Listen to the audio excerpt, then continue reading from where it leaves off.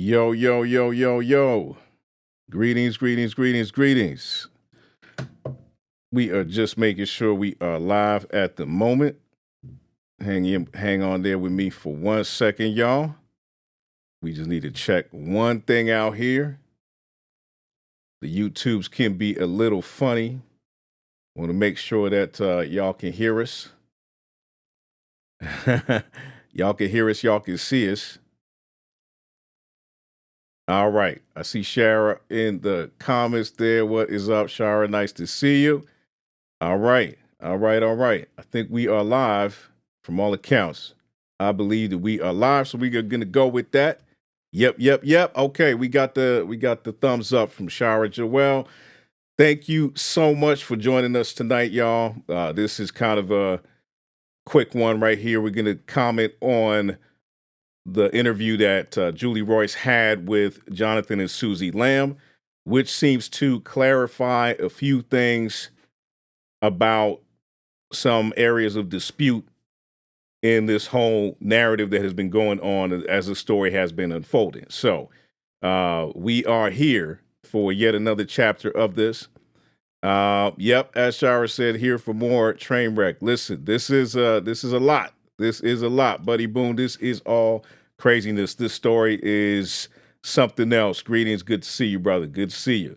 So, without further ado, we do have this clip right here. We're going to start really looking at two sections of this interview, but I'm going to bring in Julie Royce.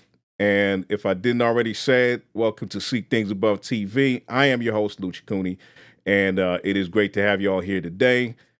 If you could just hit that like button on the way in, much appreciated. But without further ado, let's go ahead and jump right into it. It does seem, by and large, people believe your story, and they're having some trouble with believing Joni's story. But we're gonna dig into some of these. And I have appreciated, again, not only did you record meetings, but you have documentation for so much of this. And so where there's been discrepancies, I so often have been able to go back and say, okay, what really happened? But there's been two really crucial interviews. One was, and both of these have been extremely, I would say, fawning interviews of your mother. And by the way, I mean, I've been asking your mother for an interview since November. So I've been continually asking for an interview. I don't know why she won't interview with me.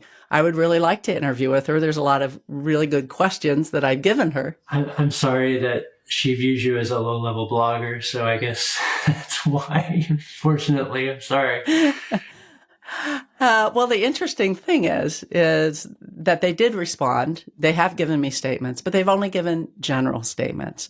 And what we haven't seen, and even Marcus said today, before he came in and interviewed her, there were stipulations, and she wanted to know if anybody was coming with them. It sounded to me, the way that the interview went, like it was scripted. Like probably, I don't know for sure, but it sounded like questions were approved beforehand.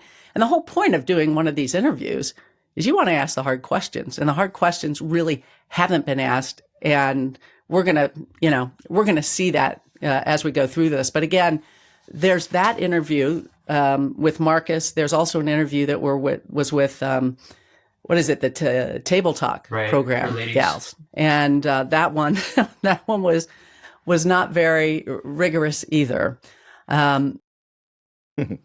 Not rigorous at all were any of those interviews that she's referring to here. As we've already commented on, and many people have already said, the Marcus Rogers interview in particular, there was just something about it that this was just so much of a softball interview, looked like just a conversation, very casual, no getting to the bottom of things whatsoever. And this point that she makes here, that it seemed like it was scripted, like the questions were screened beforehand, perhaps, that could answer some of the questions that people have had, many of us have had, about how Marcus went on there and seemed very timid in his approach to interviewing Joni. So I think that could be the case, and I would not be too surprised if that were indeed the case. So let her talk a little bit more, and then we're actually going to switch to a different clip. But I'm going to play. I want to play some clips from those and give us an opportunity to talk about them. The first one. Okay, so here's what we're going to do. I'm going to actually switch this up, and we're going to dive right into, more of I'd say the meat, right? So the main things, the main parts of the story that we've been looking at and that have been questioned, that people have been talking about. And I think the number one thing is it's anything that's surrounding the SA of the young child. And one of the major parts is obviously the beach house thing. So there seem to be discrepancies in what Joni said about the beach house, and then there's different stuff about what Suzy and Jonthan said about the beach house. So let's just dive in right into that and see how some clarifications have been made right here. Was going along with everything I was saying because she was terrified. She did not want to get in. When other people got involved, when she was just talking to me alone, she was very graphic with what she shared about where she was touched with her body. But after that, she did not. And I'm learning that these are normal behaviors with children. You cannot blame a scared child. Well, let's move on to the beach incident because, and you've mentioned in the meantime, from this incident, which happened in November 2020, to what happened at the beach, which would have been in July, I believe, 2021, that there were things that happened that made you think that Pete, as we're calling him, may have been the one. He was, like you said, afraid to go to school and afraid to be around Pete, and you saw these behaviors. I'm going to play your mother, what she has to say about that, and then I'll give you an opportunity to respond. Fast forward to 2021, and we had our family retreat. There was nothing else said about that event happening. There was nothing said to my husband or myself, my late husband. And so we're at the beach, and on this particular day, my grandson was talking about his city view because they're the two older grandchildren. They were up in a room. It was a long bunk room, and there was a bunk bed on one side, and then there was another bunk bed on the other side. And so my grandson was talking about his sister had the beach view, and he had the city view. And so who they're calling Pete heard my grandson talking and said, "Oh, I like the city view." Because everybody else was saying they liked the beach view. Personally, I like the beach view. And so he said Pete was holding his 1-year-old child. And he said to my grandson, "Well, show me your city view." So they went up the steps. I was in the room, heard this, and went up the steps and proceeded to look out the window to see the beach view and then to see the city view. And at some point, my granddaughter was up there on her side of the room and put her bathing suit on. Well, downstairs, Suzy said to my son, "Go check on." I remember thinking that's kind of weird, and the way she said it. And so my son went running up the stairs, and when he did, he saw that his daughter was putting on the bathing suit, and Pete was standing there holding a 1-year-old baby, and my 8-year-old grandson was there, and they were looking out the window at the city view. Well, Jonathan says, "What are you doing up here? She's putting her bathing suit on." Well, Pete turns around and said, "Oh, I'm sorry, I'm so sorry," and comes downstairs. And it was just weird the way the whole thing went down. I have no words. I have no words. Where do you begin? Everything is a lie. Everything is a lie. How would I just know? If he was on the 3rd floor, how would I just know to tell Jonathan to go up there? She was not anywhere. This is the thing that's interesting to me is apparently your mother is omnipresent because she's on 3 different floors at one time, right? This is what I'm noticing. So Thank you for telling me. You need to calm down. That you're on the main floor, from what I understand, Suzy. Yes. I'm so sorry. I know this is hard to recount. No, it's okay. This is one of the things that, we've been talking about over here as well. Is that how is it possible that she was everywhere? And I think that this could be, that's actually a good way to put it, is that perhaps Joni is omnipresent or something because she was all over the place. So, I mean, that, that comment had me going, man. I mean, it's fitting though, based off of how Joni has really confidently told us what happened when, as we'll look at a little later, there's no way she could have known everything that happened. I'm in shock. I did turn it on to listen to a little bit because it's too important. Does she not realize she's going to stand before Jesus? Jesus. Oh my gosh. It's traumatic, I'm sure. Unbelievably so. But let me just break this down. She starts out on the main floor, right? Because Joni's overhearing a conversation between Pete and Israel on that first floor, your son. So she's on that main floor, supposedly. Tell me who was where at the beginning of this incident? So I was in the main area because Jonthan and our room was over there on that first floor. There's a basement below where Marcus and Joni were. There's a game room area down there, and that's where they were.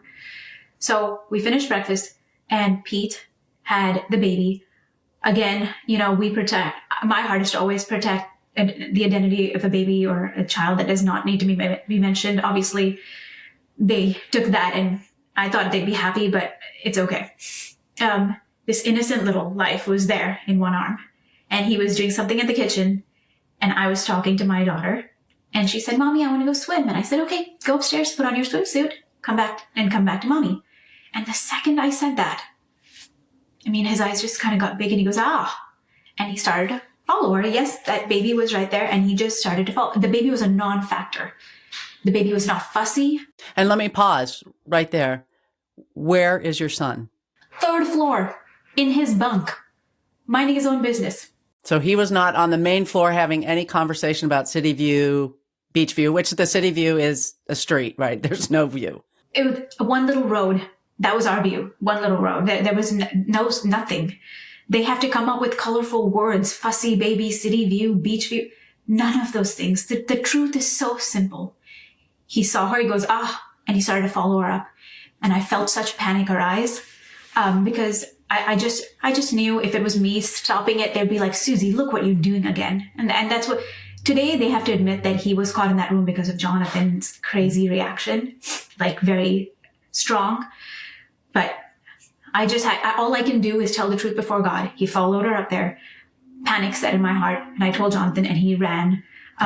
Joni and Marcus were in the basement. They heard nothing. There was no conversation. My son did not invite him up there. My son was not there.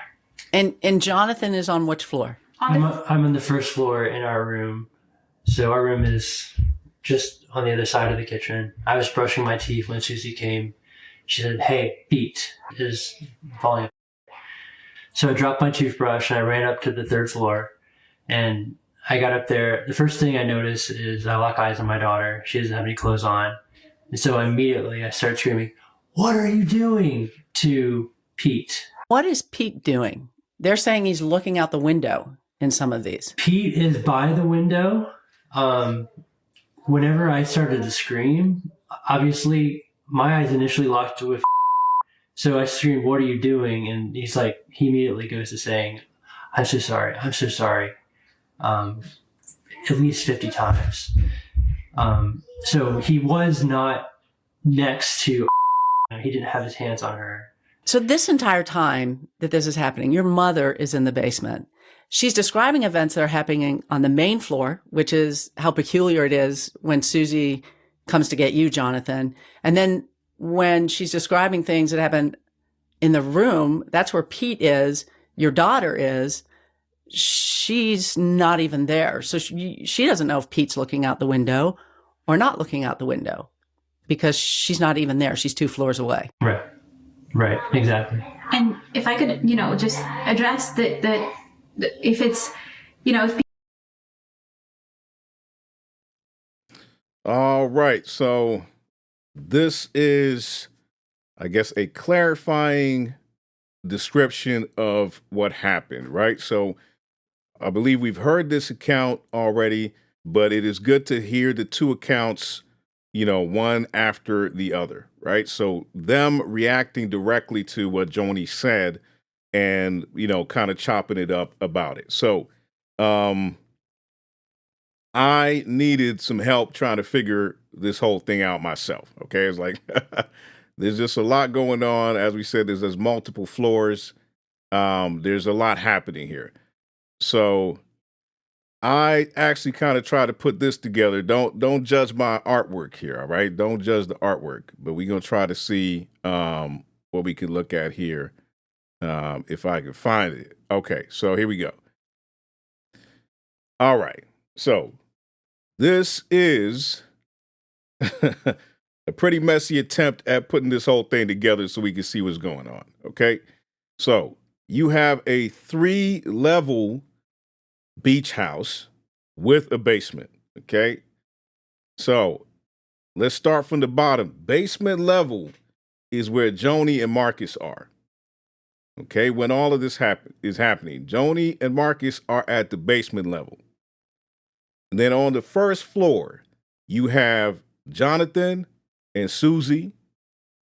And Suzy is in the kitchen area, able to see what's going on. And Pete on the other side, on the left there, you see Pete and an infant is also in there. Okay, so that's what you got, first floor. Okay, then Jonthan's daughter goes upstairs to change. Okay, so goes all the way up to the 3rd floor. Okay, 3rd floor is where she goes. All right, and then you have Jonthan. Well, you have Pete go upstairs first, okay, with the infant in his hands. So now you have an infant with Pete. Then you have the daughter up there. And then you have, I kind of wrote it there. I hope you can see it's a little small. It says brother already there. So the brother is also already there in that room on the 3rd floor. Then upon hearing what happens, upon Suzy seeing Pete's reaction to the child going upstairs, she feels something. And again, this is all her account, right? This is their accounts. We're breaking this down, right? This is all allegedly, right? We have to say that to be careful. So after hearing his reaction his reaction to the child, she goes to Jonthan, who is still on the 1st floor. Then he runs up to that 3rd floor. And so with all that being said, those are the only people who were upstairs. It's Jonthan, Pete, and the infant, the daughter, and the older brother. So that is who you have upstairs in this 3-level beach house with the basement. Okay, so that is what it is. And yes, I think Buddy Boone is absolutely correct here. He says, you forgot to include the omnipresent grandma on your schematic. Absolutely. And this is the point, is that if this is how it went down, there's no way. There's no way. You're left with her simply picking the side of the story that she liked. Okay, so let's continue a little bit more with this video. Your daughter she's not even there. So she doesn't know if Pete's looking out the window or not looking out the window because she's not even there. She's 2 floors away. Right, exactly. And if I could, just address that if it's, if people want to say, well, if his hands were not on you, why are you making a big deal? I would like to explain the pattern, because in 2020 on that beach, on a different beach vacation in 2020, our leadership retreat of Daystar, Pete himself told me that my child walked on him in the bathroom, full frontal naked, and saw him fully nude. At that point, I didn't do anything because obviously I checked on her and she seemed okay. It is weird. Doors have locks, correct? One time he's fully nude. Next time she's fully nude. We did talk to, I forget his position, but he was in the FBI, and he talked so many things checked off the list. It's part of the grooming thing. Yeah. So it's like all we were asking is to get this looked at and not just play it off as like it's nothing.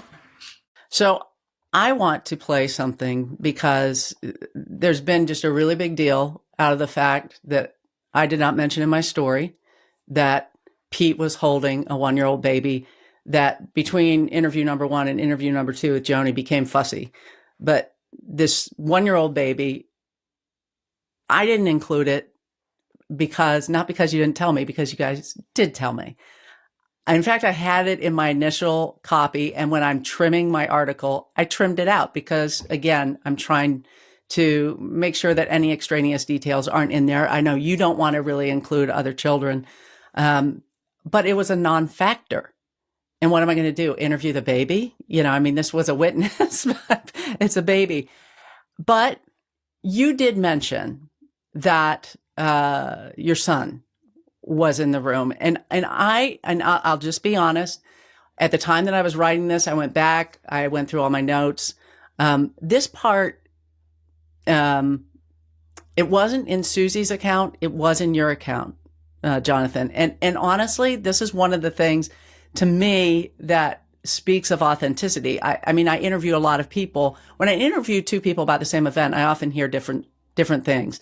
And we have that in the gospel accounts. Matthew, Mark, Luke, and John sometimes have different accounts of the same thing, and they mention different things. And actually, that's as I understand, and as I work, it's been my experience that that's actually a sign of authenticity, that you didn't get together to try to put together a story, but you're telling a story. But again, you did mention it, and I just want to play the audio from our interview. I'm pulling it. This is what you told me months before I reported my story. All right, yeah, just before she plays that, just to say, I get what she's referencing here, that, okay, it was a non-factor. However, I think it wasn't a wise decision for her to exclude those details, because it did bring about suspicion by those who were on the other side of this thing, who were looking at the whole story with skepticism already. When you leave out certain details, you're inviting more skepticism and more, as it were, sort of doubt from people who, had they had all the information from the beginning, would not be perhaps as prone to doubt what's going on. So I think it wasn't a wise decision to leave out that information. Whatever the reasoning behind it was not wise. That's about the son. Now, about the infant here, I think that's what she's getting into now, is, John, she's about to play a recording that clarifies everything. But on every part of it, I think the other children or the other individuals who were in there should have at least been in the description, man, just for the sake of accuracy. It would have been helpful. So let's go ahead and hear what she has to say here. So you were not hiding a thing. So here it is. So it's her bedroom, and it's just the 2 of them in there? Yeah. It was, had his son in his arms whenever Suzy had told her to go up to change into her swimsuit. Followed up while he had his son in his hands. And then His Israel son's how old at this point? He was just a baby, right? like less than a year. Okay. Or maybe a year. What, year or less than a year? Israel was up there too. Israel and his son. So, did Israel ever say anything about what happened? Yeah, I don't think he was really paying attention, or I don't know what he remembers exactly. He was pretty young, right? How old is he? He's actually home right now. He says he remembers it, but not totally doesn't remember that much about it. So I guess that was a little over 3 years ago now. And how old would he have been then? He would have been 8. So, Jonthan, again, this was something you said initially, and that your son was in the room. Pete was holding a 1-year-old baby. I don't think that changes anything. No, I don't think so either. That doesn't change the fact that it was totally wrong and inappropriate for Pete to follow up my daughter to change. So what happened after this incident has also been drastically different between what Joni describes and what you do. So I'd like to play her version. All right, before we watch her version, so yes, I just want to just kind of say, as far as Jonathan's response there, right, that it actually, in the big scheme of things, that doesn't matter. Like the other individuals who are in the room, no matter how small they were, it doesn't matter to the grand narrative that the child was followed up the room allegedly by them. Okay, so that is the it doesn't matter, in the big scheme of things. However, I do think, as I said earlier, if you leave out information, you're inviting yourself to people tearing your stuff apart. Okay, people thinking you're hiding things, people thinking that you're trying to highlight, certain aspects and then to diminish other things. When you leave stuff out, man, of any kind of testimony, it's not a good look, even if it seems like it's, inconsequential information. It's just like something that is not a big deal to you. To other people, it's going to be a big deal. So just to reiterate that. So I get what he's saying. I get what they're saying, but I think they should have put all that info out from the get-go. So now they're going to get into this next portion here. Let's check it out. What happened was Marcus was alive, and so we just met together as a family. He talked to everyone, and clearly nothing happened. Yeah. Speaking of Pastor Marcus, first I want to say thanks for the opportunity. You've always been easy to talk to. Yes. Yeah. Just very transparent. Very transparent. And so I want to ask you, because Suzy said that you and Pastor Marcus covered it up. Did you cover it up? Marcus isn't here, but I will just say absolutely a lie. I never covered up anything. I wouldn't cover up anything. Marcus didn't cover up anything. And so again, this is a narrative that was written by some low-level blogger who knows nothing, never heard the other side of the story, and is doing nothing but trying to destroy my family. Sensationalize. Yeah, that's what she does. Yes. Yeah. And the crazy part is that eventually we worked through that misunderstanding, and Jonthan and Suzy ended up apologizing, and we prayed together. I mean, and it was a done deal. Right. And so the timing of later this coming out or being pulled up again out of the ashes when there's no validity to it just blew my mind. I'm like, what in the world? First of all, first thing I want to say is that she minimized it to where it was like no big deal. The truth is it completely divided our family.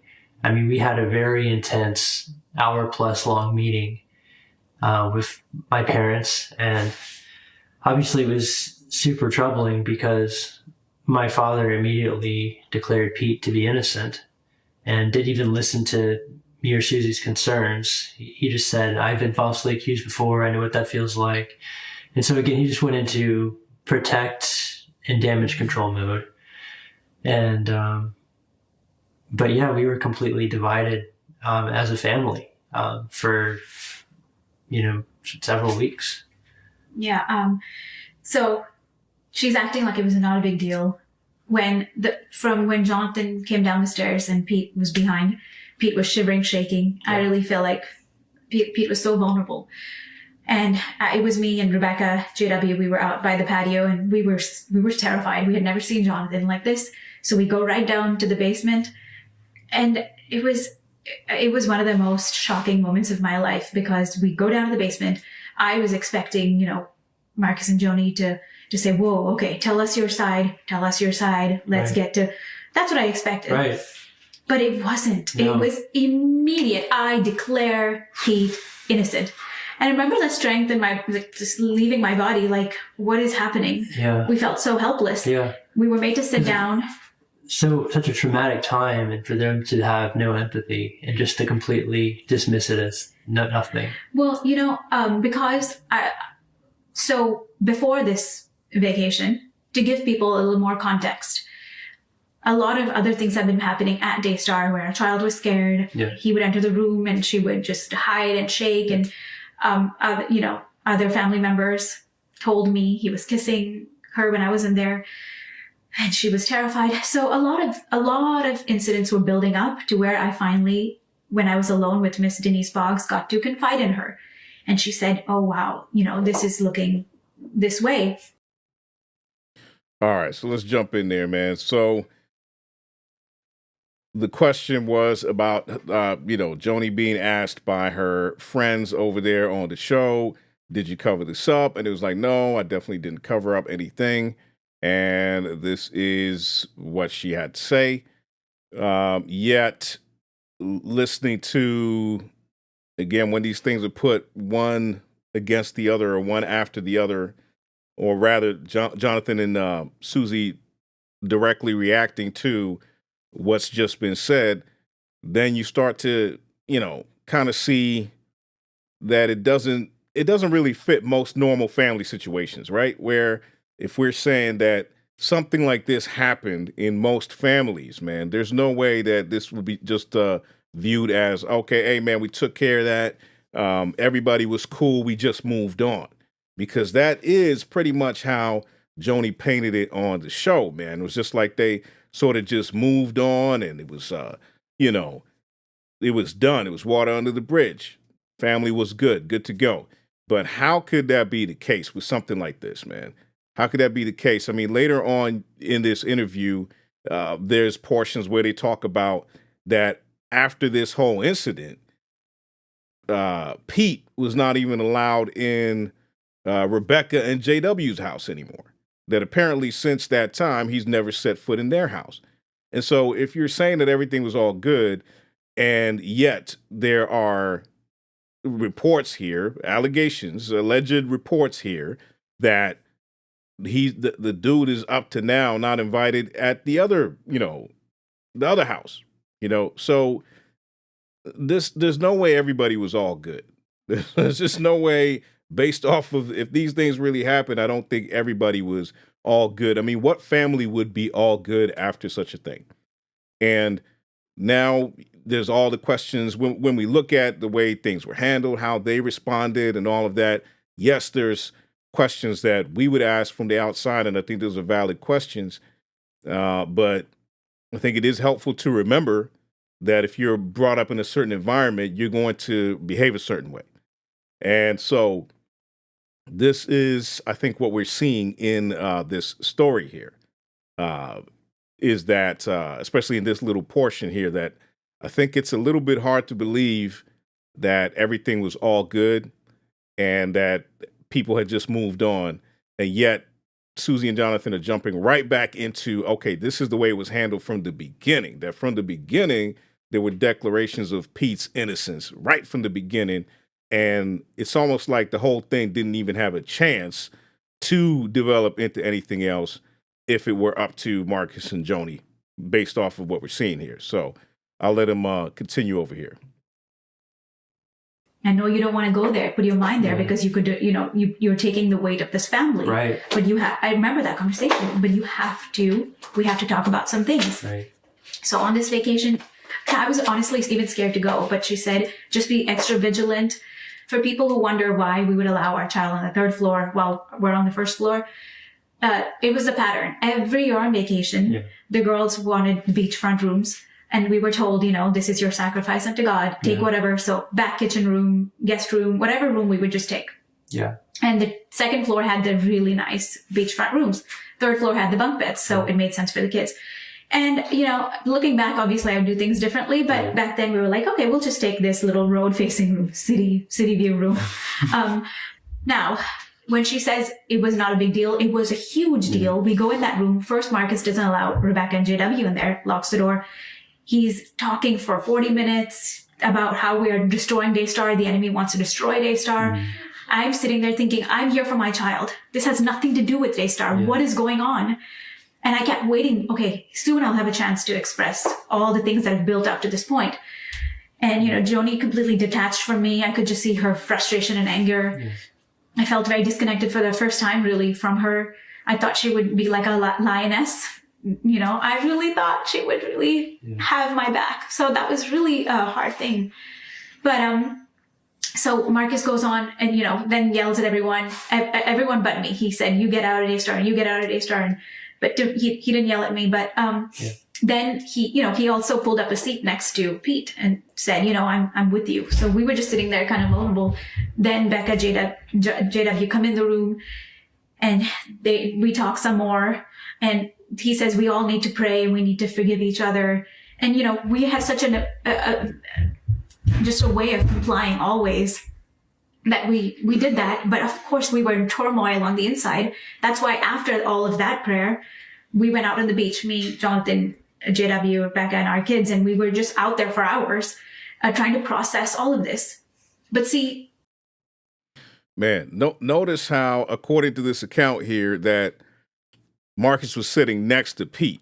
I mean, how much more can you say that, listen, there's nothing happening here, we're not going any further in this conversation than the patriarch of the family sitting next to this person who is, there should be questions surrounding his activities, but the patriarch is sitting right next to him and saying, like, it is all good, and I'm basically declaring this guy to be cleared of any wrongdoing before any real investigation has taken place. I mean, that's a really intimidating situation for these kind of family structures where you have folks brought up in this kind of thing.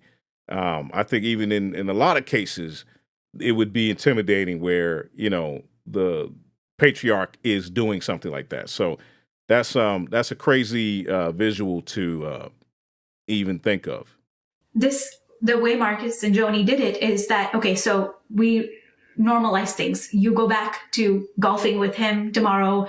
You have coffee with her. These things were told to us. And she told me multiple times, I need to apologize to Pete's wife for what I've done. And for the first time, I started to push back and say, no, I'm not going to do that. I'm not going to. This is crazy. This is absolutely crazy. And thank God Rebecca had called Denise Boggs. We started talking to Denise. If everything was okay and we just apologized, then why did they send us to Denise? They told Denise to get my social media under control because I was escalating, because I was posting scriptures, because I was broken on the inside. Right. And they knew that if we weren't sent to Denise, I would have probably ended up back at the police or done something else out of their control. So that's why we were sent, because I'm living with my child. They're outside the situation. I'm living with a child that's terrified and in fear. So for me, this is my reality for us. Right. You said that Rebecca and JW were shut out of the room, where Rebecca barged in at one point, right? And she was your ally at that point. She was very, very vocal, very strong, prayed with us on the beach. And that night, she said, let's go to my dad's room. Let's confront everything. I thought it's useless. After that meeting, I didn't have much hope, but she did. And, he shut us down again. And I just kept holding on to God. You're my father. You're going to set things right. I just never dreamed things would turn out the way they did, because then we, if there's photos of us on the rest of the trip, we did separate dinners and stuff. It was very broken and awkward, but we did our best to just be nice. I was always reaching out to Pete's wife to make sure she's okay, because this is crazy. Everything is crazy. Our children, we moved to the movie room right by us, which, Joni wasn't not okay with, but we did move them there. So we come back and we didn't even talk to Pete and his wife because it was so broken for days. And then Pete's wife came and said, you're breaking my heart. What are you doing? And I reverted back to my nature as I love the Lord. I shouldn't be this way. But they're using now, one of the things that Marcus Rogers said is that they showed him a binder full of like text messages and comments on their Instagram photos of me being loving, kind. Jonthan would golf with him for work. And that's their evidence that nothing happened. And that's pure evil. Well, and people that respond that way, I feel like they must not understand spiritual abuse and how it works. When you're in this system, breaking free of a system like this, I mean, it's like, in some ways, it's a lot like the wife who's abused, who they say will come back 7 times after leaving. It takes 7 times on average for that woman to finally leave. Yeah. So I mean, I think that's as we look at this account, man, and that description there, I find it difficult to grasp that this would be viewed as something that had been resolved and that people had moved on and that there was some sort of universal sense of everything being all right in the family. I just don't see it whatsoever. Um, we'll see, because I mean, this has been a lot of back and forth, right? So maybe the next interview Joni does, she might address that. I don't know, but that's a tough one to swallow and to actually think that is all right. I agree with that statement there that Ms. Royce had said over here about you know, people who have been in abusive situations. From the outside, you would just think, okay, man, why didn't the person just walk out? Why don't you just do this? Why don't you just do that? But when you sit down, I mean, it's years later when people realize what they could have done, but they felt so trapped and that they didn't respond, you know. And even after many years, it could still be something that is it's still perplexing in a lot of ways to them. And so to assume that simply because they responded with kindness and acting like everything was normal, that was a sign that all was well in the family. If that was how Miss Joni reacted, you know, I'm trying to be respectful, calling Miss Joni. If that's how she reacted, then that was a massive dropping of the proverbial ball, you know, right there. Because, you know, as the matriarch now, that should have been, as you know, Susie mentioned there earlier, like the lioness. She said, I thought she was going to be a lioness.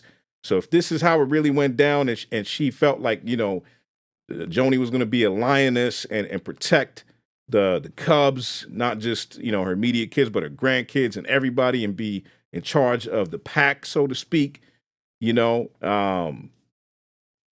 that would have been expected of her, but she did not respond that way. That is kind of shocking, man. But as I said, we're probably going to hear more from her side after this interview. And this is absolutely just the first part of the interview, according to Julie Royce here. She said that this is just part 1 of 2. So we're going to see more. And I mean, y'all can definitely go check it out. I'll leave the link in the description for you afterwards. If I remember. now I'll do it. I'll leave the link for y'all. But yeah, so that is, there's a lot to see there. Definitely check it out. There are other interviews. Apparently, Suzy and Jonthan are going on to, I think it's called Wake Up and Win. That's a different podcast that they're about to be on too. So we'll check that out and give our thoughts on that when that comes out as well. But I do want to check out what y'all are saying in the chats. I do appreciate everybody taking a moment to hang out with me tonight and see what's going on. Shout out to Go Dogs. Peace and blessings from Georgia. Peace and blessings. Savannah, Georgia is one of my favorite places I've ever been to. You know, I love Savannah, Georgia. I've been to other places in Georgia, but Savannah, Georgia, some about it really, really has a seriously warm place in my heart. So we have Ernie saying, ask me, thanks for joining, ask me. Joni should go to jail. For her, it's all about the money. I mean, this is the perception that people have looking at it from the outside. It's not good. I'm praying that this child receives justice in this life. These folks took the law into their own hands. No one is above the law. If this is how it went down, there was a lot of things that the ball was dropped in so many ways, and it's very sad. And, you know, in this interview, and if I'm not mistaken, it could be the one they did with Laura Lynn, but there's another one where they said, look, at the end of the day, this is Suzy and Jonthan, that they somehow sound as though they realize that there may not be anything legal that comes out of this, like legal punishments that come out of this. But their thing that they are clinging to now is that they just want this culture of cover-ups and whatnot to be dismantled. And, within Daystar, that's what they're wanting to see happen, and amongst other circles like this. So that's what they said. They want people to just be held accountable. Whatever that looks like, they want people to be held accountable. Probably, as we look at things, if we're just being honest and looking at it without emotions, it's hard to imagine a scenario where anything that, like, there's some legal ramifications that happen to Pete or somebody else in the situation, if we're just being honest, because it's been so long, because the child herself has not actually named the individual up to now. And this was years ago. She was like 5 when it happened. And so you're talking about the memory of a child here. So at like 9 years old, stuff that happened at 5 years old, how fresh can the memory be? How even admissible in, court would certain things be? So there wouldn't be a case, I think, being brought to that level in this situation. However, there could be just the stain of exposure remaining on Daystar and other individuals who they have perceived to have mishandled this situation. So I think that that's what may occur, and likely, that would be the outcome of this. Sheila said they need to be quiet now. That's what some people said. I mean, I think at this point they say, okay, say what you had to say, and then kind of chill. I think at some point it's gonna quiet down. At some point it's gonna quiet down, and then there's gonna be a just a moment where we're gonna see the stories maybe a little bit more sporadic, as it occurs in most cases. This has, I must say, as far as Christendom goes, in the Christian world, whether we want to look at Daystar as Christian or not, that's open for debate. But in the quote unquote Christian world, this has been one of those stories that has stayed, sort of front page news for, I'd say, an extended period of time, at least in this day and age, man. Because if you have something be relevant for even a week in the day and age that we live in, that's a lot. These guys, I mean, this story has been, relevant for weeks now. And not only that, but now you have publications, mainstream publications like the Dallas News has picked up this story now. And I believe it was front page, if I'm not mistaken. And so you're having the outside world now becoming more aware of this story. And that is the strength of social media at this point, and platforms like YouTube. Things get exposed, things grow, and they gain legs. But yeah, all that being said, this story has been relevant for a minute, and it's been surprising that so many people have gravitated towards it to see what's going on, because we're baffled at the way things were handled. We're baffled at the way things were allegedly handled, and we're dealing with prominent figures within the quote unquote Christian world. So I don't know how soon things will die down, but we don't know. You can change. Love you, brother. Hey, man, appreciate it, man. Love you too. Thanks for watching. I do appreciate the support. Joni and Marcus, man, yeah, Suzy. Okay, so Suzy's a preacher's kid. I think she was living in India her whole life with her parents. Yep. That's what she does say in this. That was interesting to hear a little bit more about her origins as well. Absolutely. Yeah, we'll see how that unfolds, Miss Joyce. We will see how that unfolds. This is a really good point. They don't have their own houses and their own cars. They weren't taught how to fly.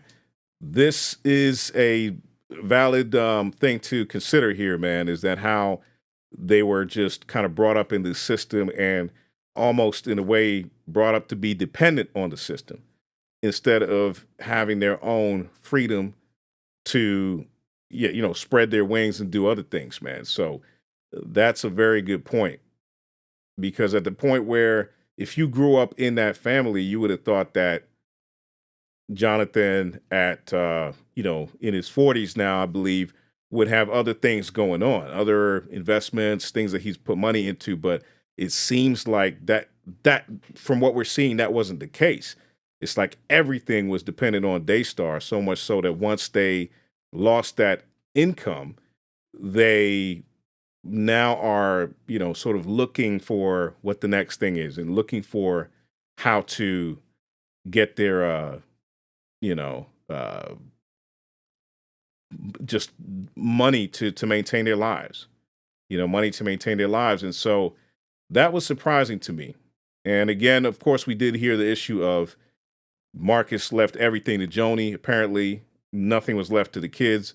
Yet we're talking about, just by her own description, a great amount of wealth that was left behind, and none of it went to the kids. And that's a whole nother issue, because the way Jonathan talked about it was like the will that was found was one from 2005, I believe he said, 2005, 2006. Yet Marcus died in 2020. So 14 years, he never updated his will. Yet in that time, he had grandkids and what have you. It's that's a whole nother thing that I guess will be part of this conversation as the story unfolds.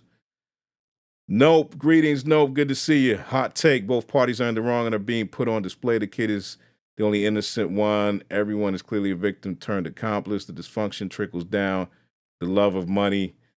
Man, yeah, hot take indeed. Hot take indeed. I mean, yeah, there's some there's legitimate blame on, various aspects of it to go around and the way things were handled, right? I think to dismiss that would be disingenuous, right? Again, was this because you've grown up in this cultic structure and you didn't know how to function independently? That remains to be said. But yeah, certainly things should have been handled in a different way. And I wish it had been handled in a different way if these things went down the way we've been told that they went down. So that's what it is, man. But we are going to look into the second part of this interview probably in a couple days. We'll come back and look at that. There are other topics as well that we're going to dive into as this week unfolds. So definitely stay tuned. A lot of stuff going on. It's the end of the year. We're starting to get our crazy Christmas stuff going on in churches and what have you. And so we're going to take a look at all that stuff. But I greatly and absolutely appreciate every one of y'all joining in and checking us out this evening. Don't forget to like, share, and subscribe. Tell a friend to tell a friend.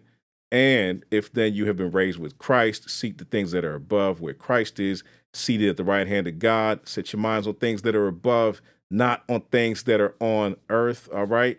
And definitely tune in. We will be back later on in this week. Appreciate every one of y'all. God bless and have a wonderful evening. Peace.